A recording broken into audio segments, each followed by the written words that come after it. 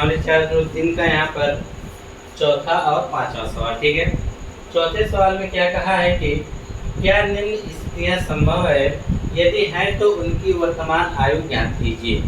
क्या कहा है कि दो मित्र की आयु का योग 20 वर्ष है।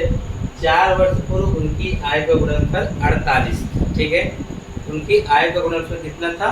48 था। तो करना क्या है?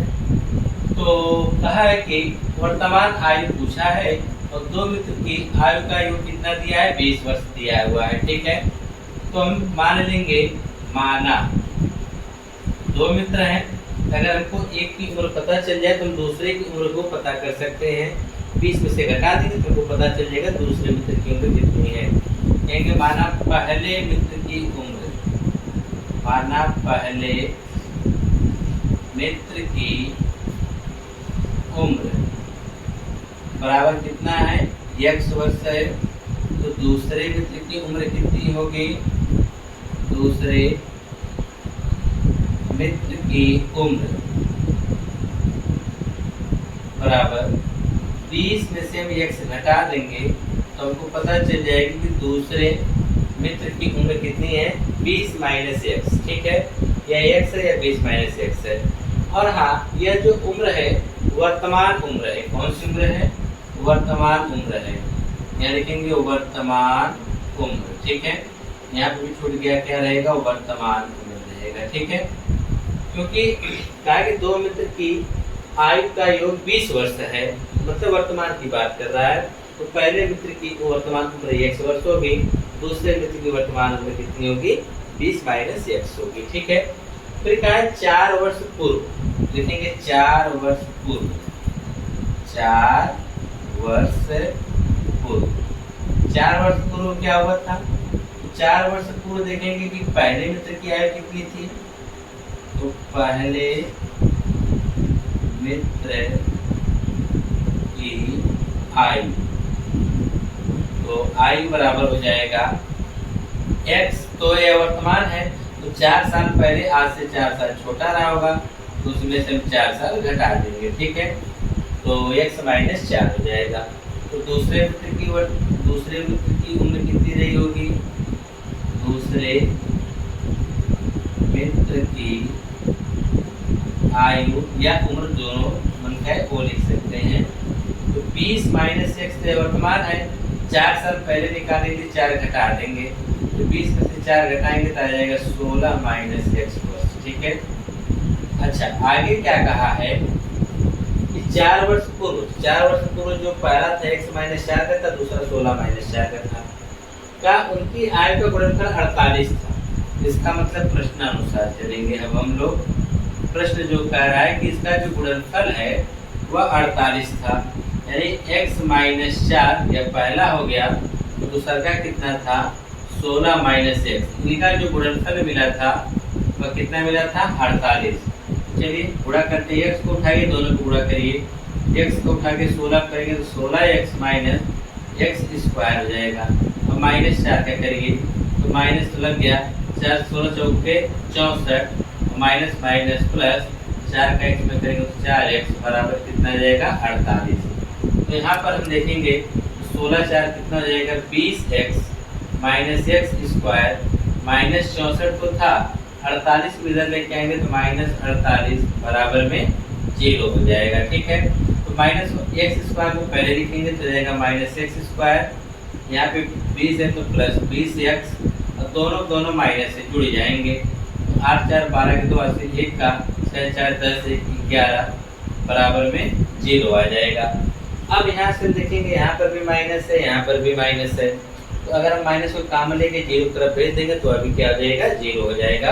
तो माइनस का जो माइनस है वो प्लस हो जाएगा, जो प्लस में किस में हो जाएगा? माइनस में हो जाएगा। ठीक है, तो जाएगा ये एक्स स्क्वायर माइनस में क्या आएगा? 20x, और यह माइनस किस में जाएगा? प्लस में 112 बराबर में 0। यह तो हमारा जो घात समीकरण बन गया है। ठीक है, अभी हम चेक करेंगे क्या यह अस्तित्व में है या नहीं है। इसके लिए आपको निकालना पड़ेगा वियुक्तिकर। ठीक है, क्या निकालना पड़ेगा? वियुक्तिकर। उसके लिए आपको मानना पड़ेगा यहाँ पर, मानना नहीं, इसका गुणांक लिखना पड़ेगा। एक्स स्क्वायर का गुणांक a होता है, और a की जगह पर कुछ नहीं 1 होगा, b देखेंगे x का गुणांक क्या हो जाएगा -20 और c कितना है 112 हो जाएगा। ठीक है, तो हम इसका विविक्तिकर निकालेंगे। क्या निकालेंगे? विविक्तिकर। तो हम निकालेंगे इसका विविक्तिकर। विविक्तिकर हमारा क्या होता है? d बराबर b² माइनस 4ac। क्या होता है? d बराबर b² माइनस 4ac। b का मान क्या है? -20 का स्क्वायर माइनस 4 गुणे a का मान 1 और c का मान है 112। इसका स्क्वायर करेंगे माइनस का स्क्वायर प्लस 20 का स्क्वायर 400 माइनस इसका गुणा करेंगे 4 × 4 4 में 4 दूनी 8 11 × 44 तो आ जाएगा -48। डी का मान हमको क्या मिला? -48। इसका मतलब ये हमको ऋणात्मक मिल गया। और हम भली भांति जानते हैं कि अगर डी का मान हमको ऋणात्मक प्राप्त हो रहा है तो इसका मतलब 0 से छोटा है। अगर 0 से छोटा है तो अगर हमको डी का मान ऋणात्मक प्राप्त होगा तो मूल जो होगा इसका ज्ञात नहीं किया जा सकता है। इसका जो मूल है हम ज्ञात नहीं कर सकते हैं। लिखेंगे मूल ज्ञात नहीं किया जा सकता। ठीक है ना? और इसने पूछा क्या संभव है? देंगे नहीं, संभव नहीं है। देंगे संभव नहीं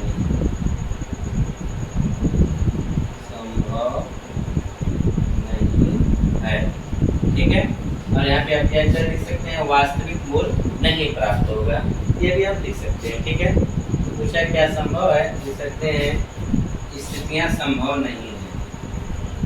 स्थितियाँ संभव नहीं है। ठीक है, ये तो था आपका चौथा सवाल। अब हम बात करते हैं इसके 5वें सवाल। ठीक है,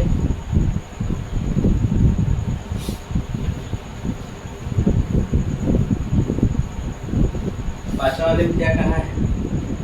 क्या परिमाप 80 मीटर तथा क्षेत्रफल 400 मीटर स्क्वायर के एक पार्क को बनाना संभव है? यदि है तो उसकी लंबाई और चौड़ाई ज्ञात कीजिए। ठीक है, कोई पार्क है जिसका परिमाप दे रखा है और इसकी लंबाई और चौड़ाई पूछ रहा, सीधी सी बात है कि कहीं न कहीं वहाँ इसका क्या होगा?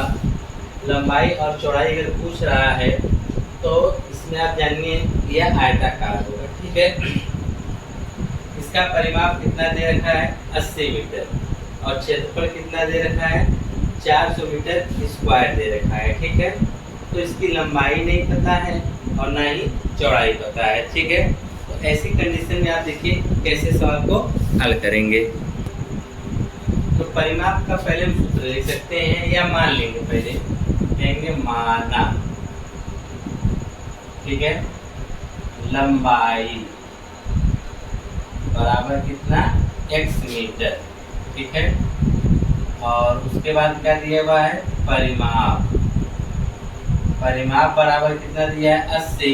तो परिमाप का सूत्र क्या होता है? 2 कोष्ठक में लंबाई प्लस चौड़ाई बराबर कितना? 80। 2 जाके काट देगा, लंबाई x प्लस चौड़ाई बराबर 40। x को उधर भेज देंगे तो चौड़ाई बराबर हो जाएगा 40 माइनस x मीटर। कैसे हम लोगों ने क्या किया? हमको ना ही लंबाई पता ना ही चौड़ाई, हमको परिमाप और क्षेत्रफल दिया गया है तो हमने लंबाई को क्या माना? x। हमको परिमाप दिया है 80। परिमाप का सूत्र होता है 2 कोष्ठक में लंबाई प्लस चौड़ाई होता है बराबर 80। 2 से 80 घटे 40, यानी लंबाई प्लस चौड़ाई 40 है। अगर लंबाई हमारी x है तो चौड़ाई कितनी होगी? 40 माइनस। ठीक है, और उसने कहा है कि क्षेत्रफल, तो क्षेत्रफल बराबर कितना दिया गया है? 400। क्षेत्रफल सूत्र क्या होता है? लंबाई गुणे चौड़ाई बराबर कितना है? 4। लंबाई कितनी है इसकी? x गुणे चौड़ाई कितनी है? 40 माइनस x बराबर में कितना है? 400। गुणा करिए, 40x माइनस x स्क्वायर बराबर 4। ठीक है, सबको पक्षांतर कर दीजिए। यदि इसको इधर लाइए तो हो जाएगा 40x माइनस एक्स स्क्वायर, ये इधर आएगा तो -400 बराबर 0। पहले बढ़ेगा तो हो जाएगा -x स्क्वायर, फिर उसके बाद में आ जाएगा प्लस 40x माइनस 400 बराबर 0। पहले माइनस है तो माइनस को कॉमन लेके उस तरफ भेजेंगे तो यहाँ पे चला जाएगा, रहेगा एक्स स्क्वायर माइनस 40x और प्लस में कितना आ जाएगा 400 बराबर 0। या तो हमने द्विघात समीकरण बना लिया है। ठीक है, पूछा है कि क्या संभव है। अब आइए इसको चेक करने के लिए हमको निकालना पड़ेगा विविध कर। यहाँ ए बराबर कितना है 1, बी बराबर कितना है माइनस 40 और सी बराबर कितना है 400 है। ठीक है, तो यहाँ पर लिखेंगे हम विविध कर डी बराबर बी स्क्वायर माइनस 4ac, ऊपर लिख देंगे विविध कर। ठीक है, विविध कर। ठीक है, विविध कर डी बराबर क्या होता है बी स्क्वायर माइनस 4ac होता है। ठीक है, बी का मान यहाँ पे निकालिए, बी का मान कितना है 40 तो माइनस 40 का स्क्वायर माइनस 4 गुणे ए का मान 1 और सी का मान कितना है 400। तो 4 का स्क्वायर कितना और माइनस का स्क्वायर प्लस 4 का स्क्वायर करेंगे तो 1600 माइनस इधर भी करेंगे 4 चौके 1600 मतलब आ जाएगा 0। डी का मान 0 आने का मतलब यह हुआ कि मूल जो होंगे इसके बराबर और वास्तविक होंगे। मूल बराबर एवं वास्तविक होंगे। क्या होंगे? वास्तविक। ठीक है, पूछा है क्या पार्क बनाना संभव है? लिखेंगे हाँ, पार्क बनाना संभव है। पार्क बनाना संभव है। क्यों संभव है? क्योंकि यहाँ पर मूल प्राप्त हो रहे हैं। जब मूल प्राप्त होगा तो जो भी वह कहा है सवाल में वह जरूर होगा। ठीक है, अब मूल प्राप्त है जिसकी लंबाई और चौड़ाई पूछा है तो द्विघात समीकरण दिया हुआ है एक्स स्क्वायर माइनस में कितना है 40x और प्लस में कितना है 400 बराबर 0। तो ऐसी दो संख्या जोड़ो जिसका गुणा करने पे 400 जोड़ने घटाने पे 40 तो 20 नजर आ रहा है। तो एक्स स्क्वायर माइनस इसे लिख सकते हैं 20x प्लस 20x कोष्टक बंद प्लस 400 बराबर 0। तो एक्स स्क्वायर माइनस अंदर भेजेंगे तो माइनस 20x क्योंकि माइनस जाएगा दोनों को माइनस करेगा प्लस 400 बराबर 0। दो का जोड़ा बना लीजिए। यहाँ से हमने x कामन निकाला तो आ गया x माइनस 20। यहाँ से हमने माइनस 20 कामन निकालेंगे तो आ जाएगा x माइनस 20 बराबर 0। तो आ जाएगा x माइनस 20, दूसरे कोष्टक में मिल जाएगा x माइनस 20 बराबर 0। लिखेंगे यदि x माइनस 20 बराबर 0 तो x बराबर भी क्या मिलेगा 20 मीटर। ठीक है, तो यहाँ पर यह फिर लिखेंगे फिर वही आपको मिलेगा। लिख दीजिए यदि x माइनस 20 बराबर 0 तो x बराबर क्या आएगा 20 मीटर। क्यों? क्योंकि हमने यहाँ पहले डिसाइड कर लिया था कि मूल दोनों क्या होंगे बराबर, इसलिए दोनों मूल क्या आ रहे हैं बराबर आ रही है। ठीक है, उसने आपसे क्या पूछा था? उसने पूछा था लंबाई और चौड़ाई। ठीक है, लिखेंगे पार्क की लंबाई, पार्क की लंबाई। ठीक है, तो पार्क की लंबाई x बराबर कितनी आ गई 20 मीटर और चौड़ाई इसकी कितनी हो जाएगी? चौड़ाई जो है हमने यहाँ पे माना था चौड़ाई बराबर 40 माइनस x मतलब 20। ठीक है, तो अभी कितना जाएगा 20 मीटर। इसका मतलब लंबाई और चौड़ाई दोनों कितना रखनी पड़ेगी 20 मीटर रखनी पड़ेगी, तब जाके एक पार्क बनाएंगे जिसका क्षेत्रफल कितना होगा 400 मीटर स्क्वायर होगा। ठीक है, इसी